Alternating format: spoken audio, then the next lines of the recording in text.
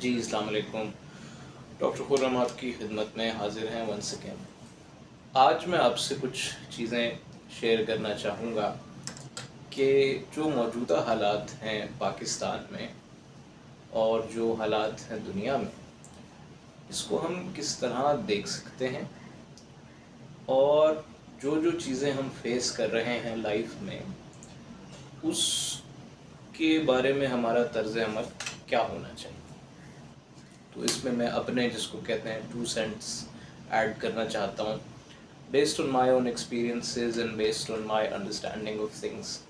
ضروری نہیں ہے کہ آپ اس سے ایگری کریں، لیکن یہ ہے کہ کچھ تھوڑا سا پرسپیکٹو آپ کو دے سکتا ہوں۔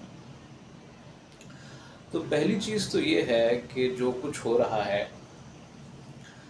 آپ اس کو سمجھتے کس طرح ہیں۔ کوئی بھی ایونٹ جو ٹیک پلیس کرتا ہے، انفولڈ ہوتا ہے، وہ آپ تک پہنچتا ہے 2-3 طریقے سے۔ یا تو یہ ہے کہ آپ نے خود اپنی آنکھوں سے دیکھا اور اپنے کانوں سے سنا۔ اس میں آپ کہہ سکتے ہیں کہ سب سے ڈائریکٹ انفارمیشن آپ کے پاس ہے۔ دوسرا طریقہ یہ ہے کہ آپ نے کوئی نیوز رپورٹ دیکھی جس میں کوئی ویڈیو تھی اور اس پہ کمنٹری تھی، کوئی صحافی یا کوئی نیوز رپورٹر آپ کو بتا رہا تھا۔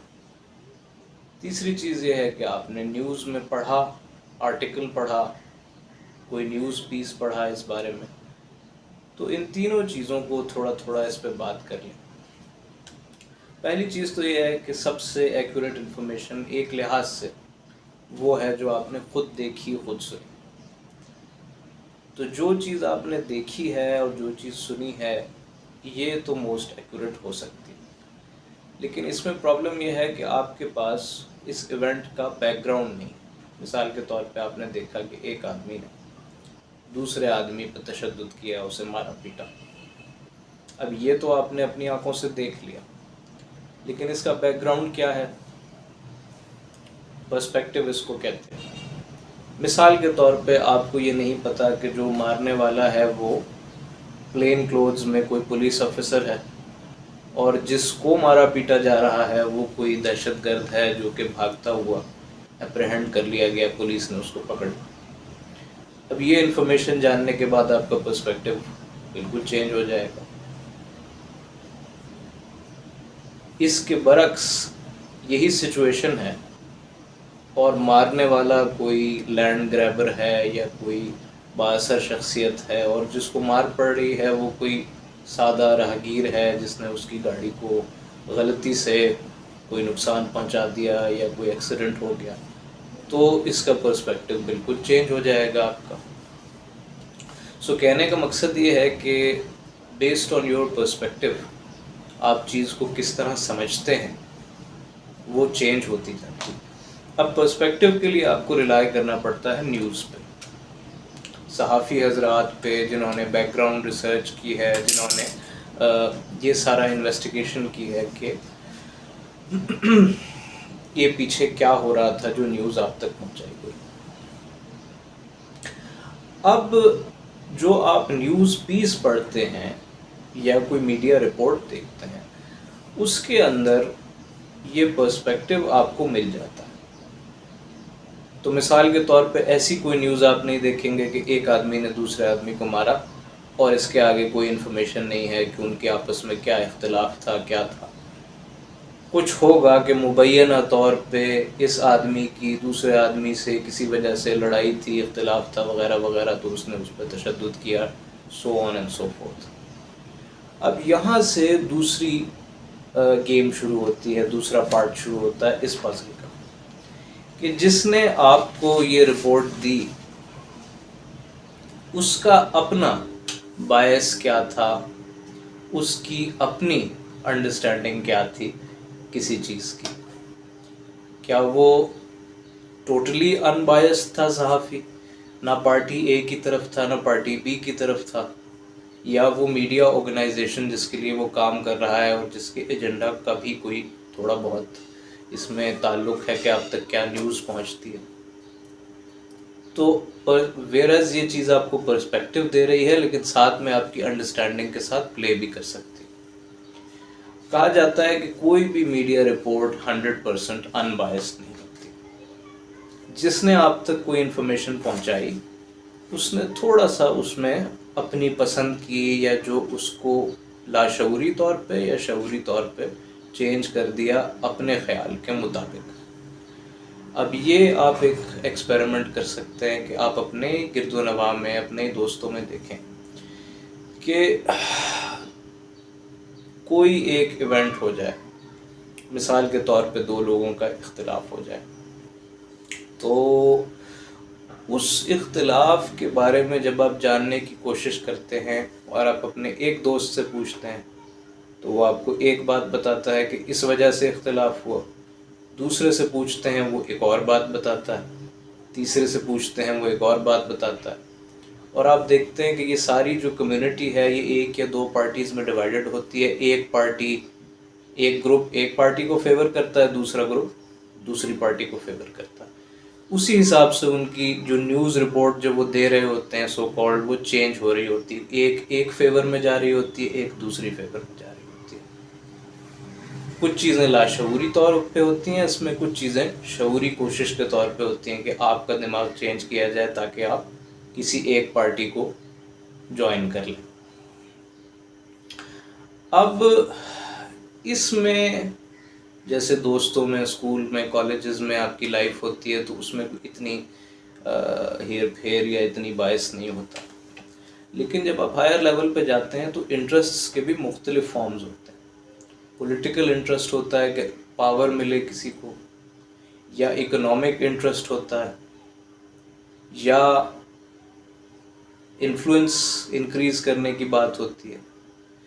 لہٰذا جب بھی ہم لوگ سائنٹیفک طور پہ جب کام کرتے ہیں اور کوئی پیپر پبلش کرتے ہیں، تو میں آپ کو ویسے اپنی لائف سے اگزامپل دے رہا ہوں کہ اس میں ایک آپ کو ڈکلریشن سائن کرنا ہوتا ہے کہ میں جو کچھ سبمٹ کر رہا ہوں اس میں ہم آتھرز کا کوئی بائس نہیں ہے، ہم کسی کمپنی کو سپورٹ کرنے کے لیے یہ فیک ریسرچ نہیں سبمٹ کر رہے کہ مثلاً ایسی کوئی ریسرچ کہ فلانی ڈرگ یوز کی گئی تو بہت سارا بینیفٹ ہوا مریضوں کو، اور یہ ساری رپورٹ فیک تھی صرف اس لیے کہ اس ڈرگ کی سیل کو انکریز کیا جائے، ڈاکٹرز میں، مریضوں میں اس ڈرگ کے بارے میں تاثر بہتر کیا جائے۔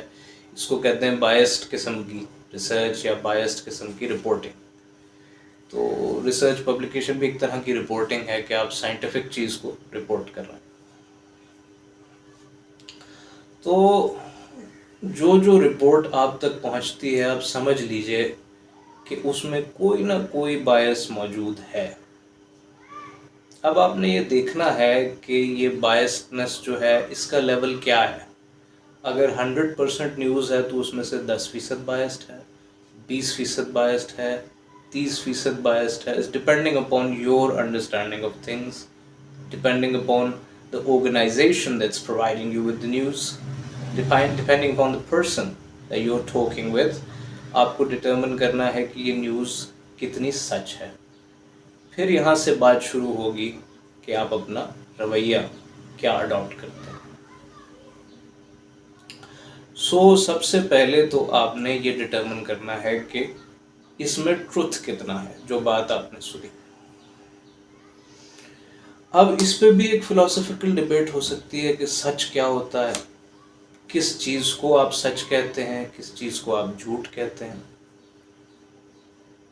کیونکہ ہر ہوئے ایونٹ جو ہوتا ہے اس کی کوئی ایک فزیکل ڈسکرپشن ہوتی ہے جس کو آپ میتھمیٹیکل ایکویشن سے ایکسپریس کر سکتے ہیں اگر کوئی سائنٹیفک اسٹڈی ہو رہی ہے۔ ایک اس کی جذباتی ڈسکرپشن ہوتی ہے کہ آپ کا میلان ذہنی طور پہ کس طرف ہے، آپ وہ بات کریں گے۔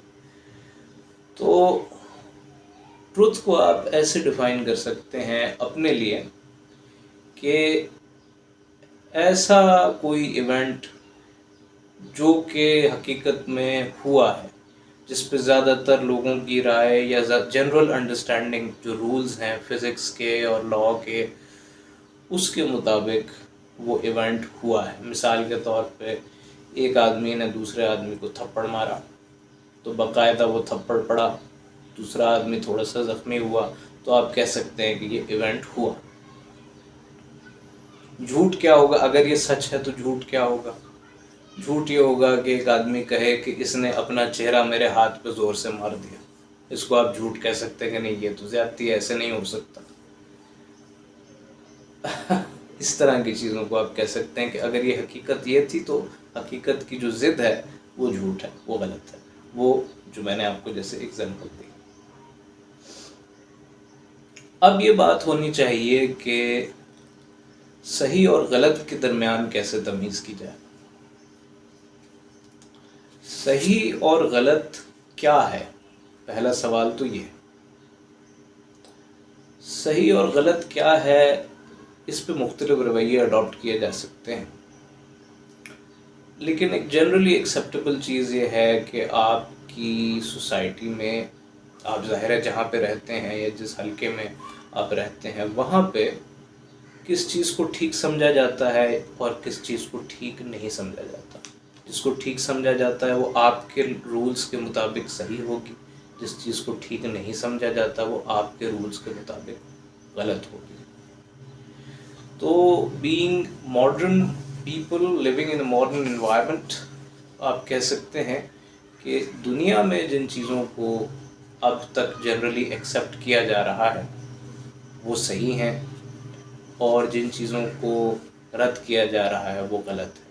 لیکن یہ بھی بہت ایبسٹریکٹ سی ڈیفینیشن ہے، کیونکہ لوگوں کے پرسپیکٹیوز، چیزوں کے بارے میں رجحانات آہستہ آہستہ کر کے چینج ہوتے رہتے ہیں۔ تو وہ چیز جو آج صحیح ہے غالب امکان ہے کہ کل وہ غلط ہوگی۔ مثال کے طور پہ ایک دور میں خواتین کا جاب کرنا، کام پہ جانا بہت عجیب سمجھا جاتا تھا۔ 1800s کی آپ بات کر لیں، 1850 1860، یورپ میں بھی لیڈیز جو ہیں وہ گھر سنبھالتی تھیں، جینٹس جو ہیں وہ کام کیا کرتے تھے، یہ ایک نارم تھا۔ تو اس دور میں جب فیمنسٹ موومنٹ چلی اور یہ بات ہوئی کہ خواتین بھی برابر سے کام کر سکتی ہیں اور سارا کچھ، ووٹ ڈال سکتی ہیں، ایون ووٹ ڈالنے کا حق نہیں تھا، ووٹ ڈالنے کو معیوب سمجھا جاتا تھا کہ عورت کیسے ووٹ ڈالے گی۔ لیکن آج یہ بالکل اسٹیبلش نارمز ہیں۔ آج یہ چیز غلط ہے کہ خاتون کو مجبور کیا جائے کہ وہ گھر رہے اور ووٹ کا حق استعمال نہ کرے اور اس کی کوئی لبرٹیز نہ ہو۔ تو بالکل 100-200 سالوں کے اندر، 150 سال کے اندر ایک کمپلیٹ چینج آ گئی۔ انٹرسٹنگ چیز یہ ہے کہ شاید 1600-1700 کچھ میں دوبارہ سے جو تھا پرسپیکٹیو بالکل ڈیفرنٹ تھا۔ خواتین کام بھی کیا کرتی تھیں، حکومتیں بھی کیا کرتی تھیں، پالیٹکس میں بھی پارٹیسپیٹ کرتی تھیں اس دور کے حساب سے۔ تو چیزیں چینج ہوتی رہتی ہیں، لہٰذا ٹروتھ، صحیح اور غلط کی جو بات ہو رہی ہے اس کو آپ اس طرح کہہ سکتے ہیں کہ آج کے دور میں جو چیز جنرلی ایکسیپٹیبل ہے ٹھیک کے طور پہ وہ ٹھیک ہے، اور جو چیز غلط کے طور پہ سمجھی جاتی ہے کہ غلط ہے اس کو آپ غلط مان لیجیے۔ اب اس کے ریلیجس اور اس کانٹیکسٹ میں ہم ابھی نہیں جا رہے، اس کو بعد میں دیکھیں گے، کیونکہ وہ ایک اور طرح کا بلیف کا، انڈرسٹینڈنگ کا ایشو آتا ہے۔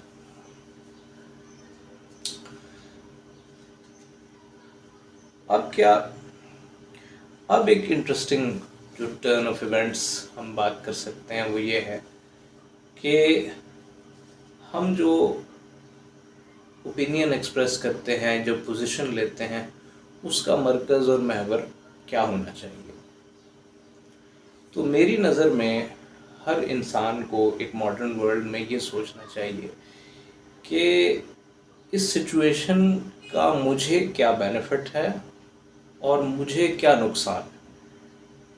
اب اس مجھے کو آپ ایکسپینڈ کر کے کسی حد تک بھی بڑھا سکتے ہیں۔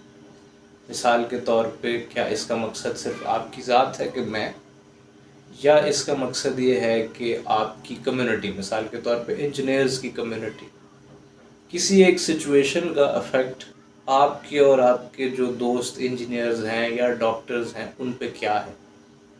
اس کو آپ مزید انکریز کر کے کہہ سکتے ہیں کہ ورکنگ مڈل کلاسز پہ کسی سچویشن، کسی قانون، کسی عمل کا افیکٹ کیا ہوگا، تو اس سے آپ جج کر سکتے ہیں۔ مثال کے طور پہ اگر کوئی ٹیکس کی سلیبز میں چینج کی گئی ہے تو جو ورکنگ مڈل کلاسز ہیں ان پہ جو افیکٹ آئے گا وہ ایک طرح کا ہوگا، تو آپ اس میں تمام working middle classes, engineers, doctors, clerks, school teachers, college teachers, police officers ان کو شامل کر سکتے ہیں۔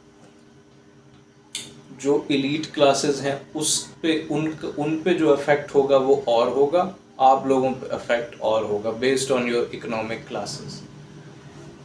تو کسی بھی سچویشن کو جج کرنے کے لیے پہلے تو آپ یہ دیکھیں گے کہ آپ کا یا آپ کی جو کمیونٹی ہے، جو سیکشن آپ نے چوز کیا ہے، اس پہ کیا افیکٹ ہو رہا ہے، کیا وہ پازیٹیو افیکٹ ہو رہا ہے یا وہ نیگیٹو افیکٹ ہو رہا ہے۔